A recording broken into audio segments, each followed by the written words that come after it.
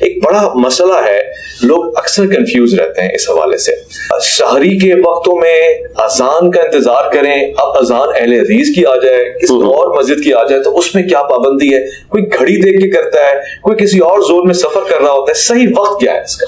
دیکھیں, جب تک گھڑیوں والا سلسلہ نہیں تھا نا, اس وقت تک تو یہ بالکل صحیح بات ہے کہ بخاری مسلم میں ملتا ہے کہ 2 اذانیں ہوتی تھی. ایک اذان سیدنا بلال دیتے تھے, صحیح بخاری مسلم دونوں میں یہ حدیث موجود ہے, اور وہ اذان ہوتی تھی سحری کے وقت اٹھانے کے لیے. اللہ کے نبی علیہ السلام کی حدیث ہے بخاری مسلم دونوں میں کہ جب بلال اذان دیں تم کھانا پینا موقوف نہ کرو, البتہ ابن ام مکتوم جب اذان دے تو تم کھانا پینا چھوڑ دو, کیونکہ وہ نابینا شخص ہیں اور وہ اس وقت تک اذان نہیں دیتے جب تک کہ انہیں کوئی طلوع فجر کا پتہ نہ دے. یہ پوری حدیث ہے بخاری مسلم میں جس کے اندر دونوں اذانوں کا ذکر موجود ہے. اللہ کے محبوب صلی اللہ علیہ وآلہ وسلم کے مبارک زمانے میں اذان ہی اناؤنسمنٹ ہوتی تھی ختم سحری کی, کیونکہ ٹائمنگ تو نہیں تھی, کوئی چیز سٹینڈرائز ہے نہیں تھی.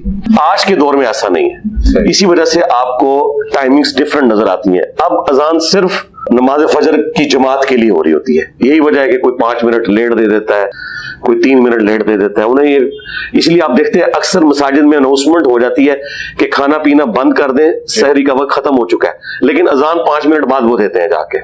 آپ کے پاس اپنا ٹائم ٹیبل موجود ہے اگر اپنے سٹی کا, وہ سٹینڈرائز ہے. ختم سحری اور افطار کے اندر کوئی فرق نہیں ہے. جو اہل تشیع کے ہاں بھی تھوڑا بہت فرق پایا جاتا ہے نا, وہ بھی ان کے اب جدید علماء یہ کہہ رہے ہیں کہ وہ ہم نے احتیاط کے طور پہ کیا تھا. جب ایک چیز سائنٹیفکلی ثابت ہو گئی کہ طلوع فجر ہو گئی اور وہاں سے غروب آفتاب ہو گیا, کہ سورج کا غروب ہونا یقینی ہو گیا, وہ پہلے یقین کو گین کرنے کے لیے کہتے تھے کہ تھوڑی سی سیاہی بھی آ جائے. اب ہمیں سائنٹیفکلی یہ پتہ ہے, ٹو لائٹ کے اعتبار سے بھی, لیٹ لانگس کے اعتبار سے پوری کیلکولیشن ہوئی ہوئی ہے کہ یہ زمین کی کرویچر ہے اور اس کے بعد سورج واقعتاً غائب ہو چکا ہے, یا اس وقت جو ہے وہ ختم سحری ہو چکی ہے اور طلوع فجر ہو چکا ہے.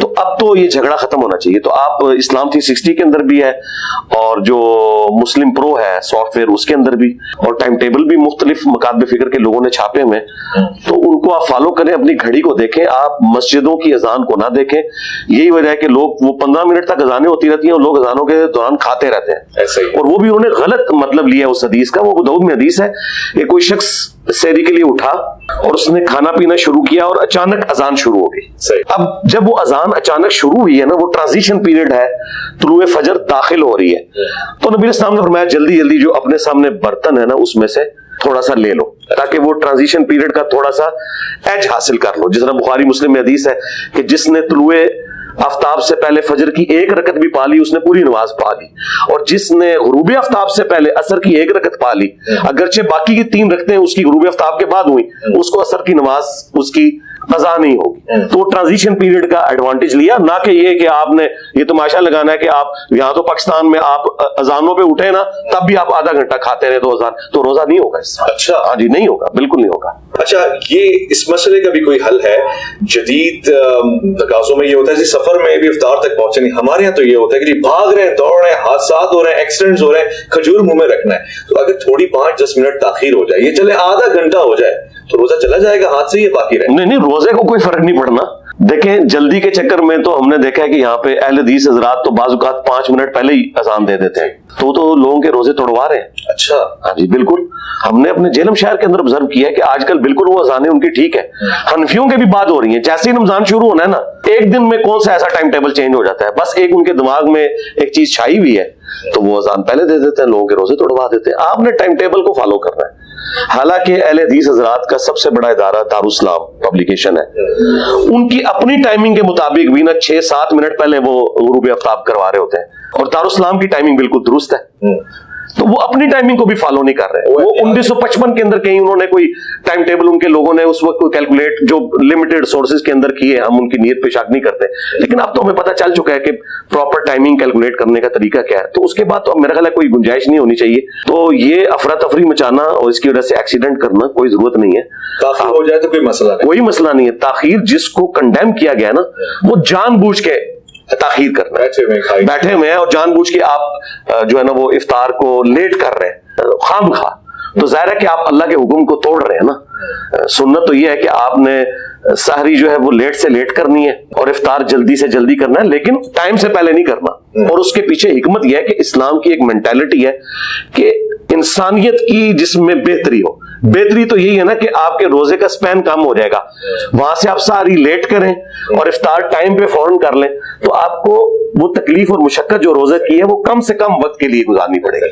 باقی اس کو جو سنی شیعہ کنفلکٹ بنا کے ایک مصیبت کھڑی کر دی ہے نا, تو یہ بالکل غلط ہے. اچھا, کچھ ریسرچر نام نہاد یہ بھی کہتے ہیں جی دین تو ایک ہی ہے, اللہ تعالیٰ نے جو وقت رکھ دیا وہ سب کے لیے یکساں ہے. مثلا حضرت عیسیٰ علیہ السلام کے زمانے میں جو روزے رکھے جاتے تھے, آج ان کی قوم یا ان سے چاہنے یا محبت کا دعویٰ کرنے والے چاند دیکھ کے افطار کر رہے ہیں. تو اصلاً تو ہمیں وہیں تک جانا چاہیے, تاخیر کرنی چاہیے, بجائے یہ کہ بالکل جب سورج اپنی کرنیں چھوڑ رہا ہو, رخصت کر رہا ہو, اس وقت الوداع نہ کریں. دیکھیں جی, قرآن میں بالکل واضح ہے کہ آپ نے روزے کو مکمل کرنا ہے رات ہونے تک. اب رات کی ڈیفینیشن جو ہے وہ یہی ہے کہ غروب آفتاب کے بعد رات ہو جاتی ہے. یہ جو شام کا لفظ بولا جاتا ہے نا, وہ غروب آفتاب سے لے کے عشاء کا وقت داخل ہونے تک کو شام نہیں کہا جاتا. شام جو ہے وہ غروب آفتاب سے پہلے ہے. عصر اور مغرب کا درمیانی جو فرق ہے نا, اسے شام کہا جاتا ہے. جو لوگ وہ اہل تشیع حضرات بھی پلی لیتے ہیں نا کہ جی لیل کا لفظ ہے, تو لیل رات ہے. رات کب شروع ہوتی ہے؟ جب غروب آفتاب ہوگا. ہاں, تو بس غروب آفتاب کے بعد رات شروع ہوگی. آپ غروب کو انشور کریں, یہ میں بھی اس حق میں ہوں کہ غروب کو انشور کرنا ضروری ہے. میں تو ان نظانوں کے ساتھ روزہ نہیں کھولتا. اتفاق کرتے ہیں کہ پہلے مغرب کی نماز پڑھ لیں پھر افطار کریں. نہیں, پہلے آپ افطار کریں. ظاہر ہے اس مشقت میں اپنے آپ کو ڈھونڈ ڈالنا ہے. آپ پہلے افطار کریں, پھر تسلی سے آپ نماز پڑھیں. کہتے ہیں کہ خود سنت کا طریقہ کار بھی یہ رہا اور شیخین کا طریقہ کار بھی یہ. وہ جو الموطا ممالک سے یہ روایت پیش کرتے ہیں وہ منقطع ہے. وہ جس راوی نے بیان کیا ہے, نہ حضرت ابو بکر کا زمانہ اس نے پایا نہ حضرت عمر کا, اور اس نے کہا جی شیخین جو ہیں وہ نماز مغرب پڑھنے کے بعد افطار کرتے تھے, وہ الموطا ممالک کی روایت ہی منقطع ہے. بلکہ میں ایک دفعہ اپنے استاد کے پاس بیٹھا ہوا تھا, جو میری ایک ہی ریکارڈنگ ہے مولانا اسحاق صاحب رحمہ اللہ کے ساتھ, تو اس دوران انہوں نے ایک کتاب اٹھائی ہوئی ہے اور وہ اینک سے کر رہے ہیں, اور پھر وہ انہوں نے ساتھ ہی بولا کہ بھئی اینک تے شیخان دا زمانہ ہی نہیں پایا ہویا, ایک ہی میں کہندا ہوا ہے. وہ یہی مسئلہ اس وقت بیان کر رہے تھے, اور یہ ویڈیو میں بھی آیا ہوا ہے. یعنی یہ جو میں کہہ رہا ہوں نا روایت منقطع ہے, تو یہ میرا صرف موقف نہیں ہے. جو علم حدیث میں ایکسپرٹیز رکھنے والے لوگ ہیں, مولانا اسحاق صاحب کے بارے میں تو کوئی نہیں کہہ سکتا نا کہ وہ کوئی سنی شیعہ کنفلکٹ سے آزاد نہیں ہوئے تھے. یقیناً وہ آزاد تھے, وہ تو اتحاد امت میں اس دور میں اماموں میں. کیا بات ہے, الحمدللہ.